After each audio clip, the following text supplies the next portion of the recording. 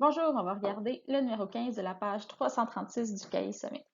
Le diagramme à ligne brisée et le tableau de données suivant présentent l'espérance de vie à la naissance chez les hommes et les femmes au Québec de 1985 à 2014. Trace la ligne brisée qui représente les données du tableau dans le diagramme ci-dessus. Pense à identifier la ligne brisée que tu ajoutes au diagramme.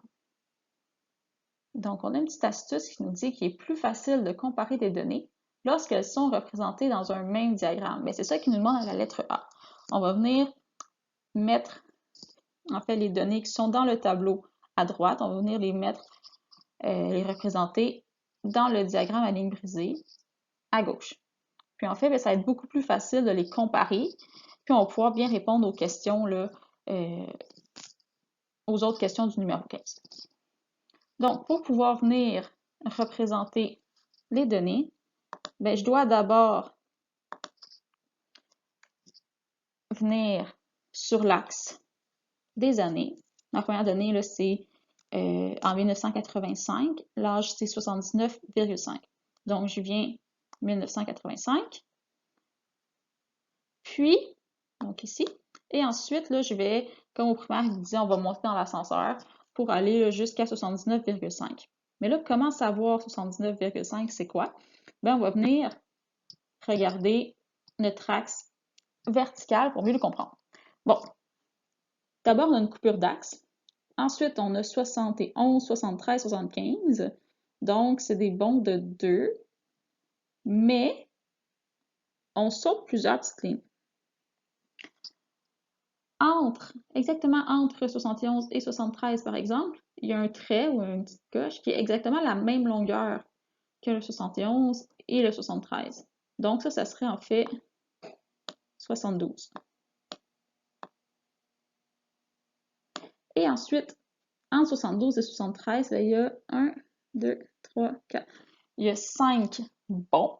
Donc, ça veut dire que chacun des bonds représente 2 dixièmes ou 0,2. C'est la même chose. Donc, de cette manière-là, ça va être beaucoup plus facile là, de représenter les données si on sait c'est des bonds de combien. Donc, c'est des bonds de 2 dixièmes ou 0,2. Donc, je reviens à ma première donnée, 1985. C'est bon, je suis là. 79,5. Donc, j'ai 79 qui est ici. 80 qui est là.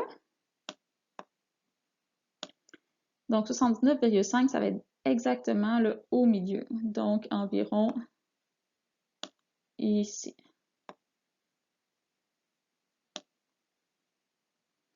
Ensuite, je fais la même chose avec l'année 1990. 1990, je monte jusqu'à 80,6. Donc, comme c'est des bonds de 2 dixièmes, 80,2, 4, 6, c'est environ ici. Je fais la même chose avec les autres données et ensuite, je viens relier avec une règle chacun des points et je viens identifier ma ligne brisée. Donc, on va l'identifier. L'autre, ils l'ont identifié homme, c'est là, on va l'identifier femme. Voilà.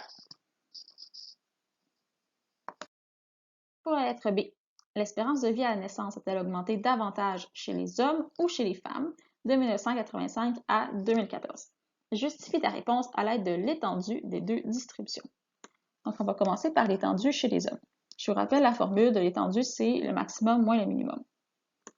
Donc, c'est 80,2 moins 72,1. Donc, pour trouver ces deux données-là, ben, en fait, je suis allée voir la donnée maximale. Donc, la donnée maximale est, en fait, c'est la dernière. La dernière et l'avant-dernière semblent être la même chose. Donc, je viens ici voir sur l'axe vertical. Donc, ça représente 80,2. Et le minimum, qui est ce point-là, je viens voir sur l'axe vertical, je suis à 72,1.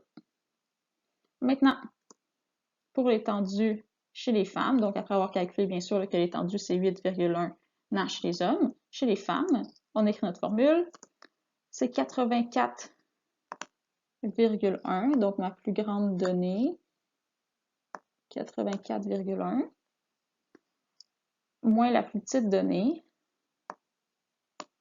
qui est 79,5.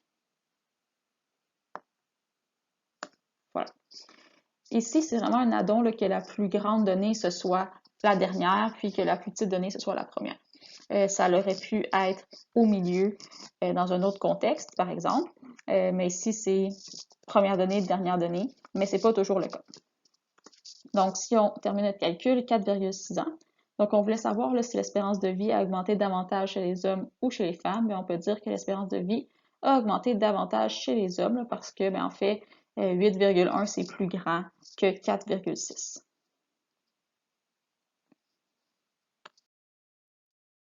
Pour la lettre C, indique si chacun des énoncés suivants est vrai ou faux.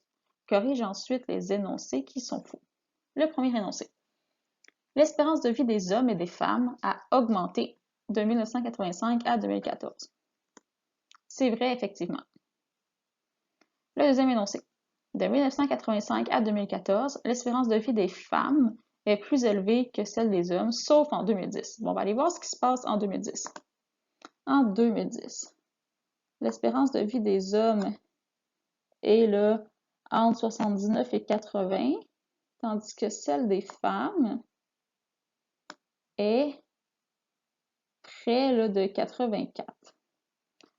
Donc, en fait, ici, l'espérance des femmes est encore là, plus élevée que celle des hommes, donc en fait, c'est faux. Elle est toujours plus élevée. Troisième énoncé. L'espérance de vie se maintient au Québec de 2013 à 2014. C'est vrai, effectivement. Là, on observe qu'il y a un plateau pour les deux dernières données. Et quatrième énoncé. L'écart entre l'espérance de vie des hommes et des femmes est de plus en plus grand d'année en année. Donc, en fait, on s'intéresse à l'écart entre l'espérance de vie des hommes et des femmes. Mais au début, l'écart est très, très grand. Puis, à la fin, l'écart est de plus en plus petit et plus petit. Donc, en fait, c'est faux. Il est de plus en plus petit.